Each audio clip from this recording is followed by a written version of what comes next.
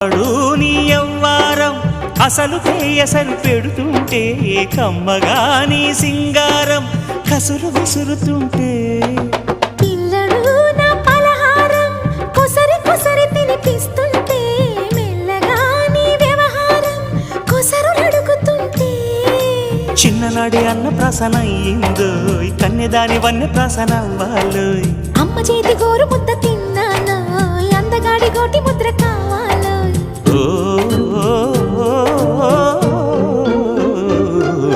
కాస్త నన్ను నువ్వు నిన్ను నేను కోరుకుంటే కోరుకున్న చోట నువ్వు నేను చేరుకుంటే చేరుకున్న చోట ఉన్న దీపం మారుతుంటే ఆరుతున్న వేళ కన్నెకాలు జారుతుంటే